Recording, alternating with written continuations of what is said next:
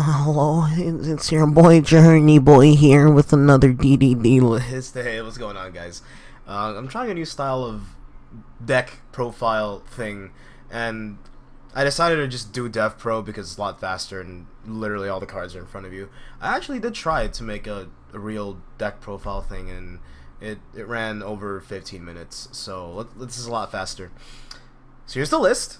This is probably the best list I could make through a lot of testing and actually looking into the OCG format, how it's topping, how it's doing, like watching the matchups go, and then taking a list made by combining all the trending cards that have been topping and then testing it here in the TCG. And this is the best thing I could ever come up with because I, again, don't have a lot of time anymore when it comes to this game because honestly I fucking hate Yu-Gi-Oh! So some notes to make. You can choose to play no Armageddon and 2 Thomas, but I would say play the 1 Armageddon and the 1 Thomas because this card can brick. Because when you look at this card, you're thinking to yourself, I can pop a scale and make a rank 8. But what doesn't happen all the time is that you get a pop a scale and make a rank 8. What's going to happen most of the time is that you're going to have nothing in your scale and you're going to look at Thomas and you're going to be like, this card's dead as fuck. It's fucking dead. What am I gonna do? 1800. What the fuck? And that's when your boy Armageddon comes in with a whopping 3000 attack, and it actually gains attack when your things die. He's kind of there when there's no targets for Thomas. And I know one of you're playing 3 Desires, right? Desires banish 30 cards. I know you're fucking stupid if you think you banish 30 cards with Desires, but again, you can choose to play 2 and none. But Thomas does brick. Understand that Thomas does brick, and we're not playing trade-in because we're not retarded. So, you know, there's that. And another note to make is the Ojama King that you're seeing here can be whatever card you want it to be. I just choose Ojama King because I'm not doing Crimson Sunbird. Somebody ran that meme a long time ago. I don't want to do that to you guys. So, I've come to accept the fact that we're not going to get the Sylvan Princess at all. So, there's like 5 of my good boards gone. Like, I can't make any good boards including the Sylvan Princess anymore. So you can choose to play the Beatrice, Beatrice sucks. You can choose to play a 3rd Genghis, you can choose to play a 2nd Beowulf. Don't play 3 Joanne, 2 are only here because people get rid of my first one and I just want to make a 2nd one. So again, it can be whatever you want it to be. And the Moonlight's here because Moonlight's pretty fucking good, because if you side into Kaijus, right, you can drop the Kaiju, Moonlight it back to your hand, and drop it again, okay? It's a once in a blue moon thing. It's a once in a blue moon thing. It's never going to probably happen in actual tournament play. So you can do whatever you want with Moonlight. I like it. It's probably like one of my more favorite of the Dragon Synchros, just because it's so versatile. You can bounce back your Kaiju. You can keep it as a walking floodgate. It's so good. And another note to make. I've seen some builds that do play more than 1 Swamp King. Those builds are bad, and whoever genuinely thought that playing more than 1 Swamp King is dumb, because you have 6 other cards that do exactly what it does, except better. Better in a way that you don't take 1000 damage every standby phase, and it's not going to clog up your back row.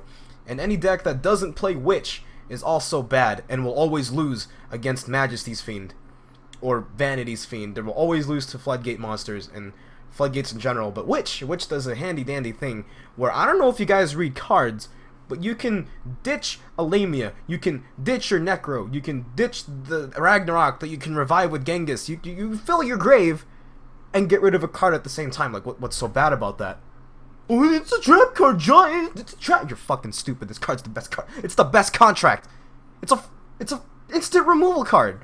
Okay? It's your 3rd MST, or Twin Twister, which I don't know why I played 2 in here. I'll take one out for like a... whatever, take it out for an Upstart Goblin. I don't give a shit. And the reason we're not playing Triple Copernicus is because there are times where I want to see this card, which is all the time because that's how I play this deck. And then there are times where there are times where I want to see it, where I don't want to see it.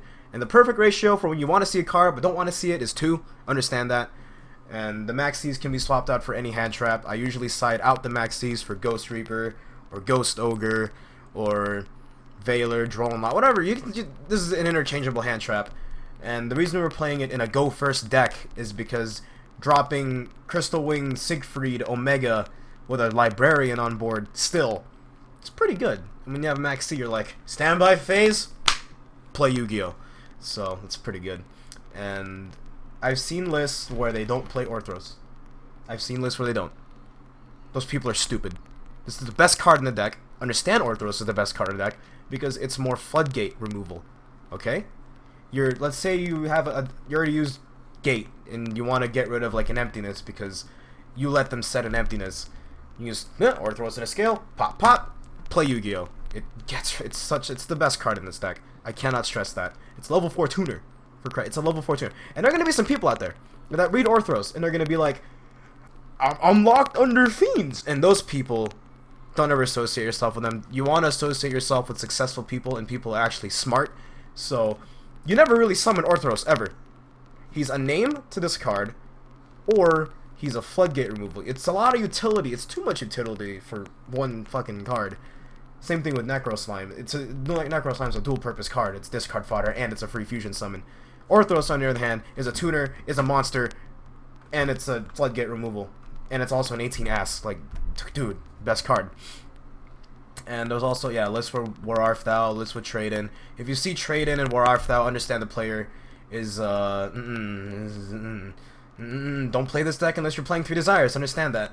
Don't ever play this deck unless you're playing 3 Desires, because 9 times out of 10, you will always lose the mirror match if the guy's playing Desires and you are not, because he will always be a card ahead of you. Okay? And I know there's going to be some people who are going to be like, John, Desires, you banish 30 cards out of your deck. It's not good. You're going to deck out. You can banish only 10 cards. No. You play 3 so you can see it more. And when you play it, since there's 2 in the deck, there's a chance you're going to banish the other one.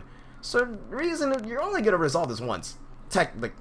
Logically. Through probability, you're only ever going to resolve this card once, and you only ever need to resolve it once. And also it thins your deck out, so you can draw new combo pieces better. Getting rid of 10 cards you're probably never going to see in the game.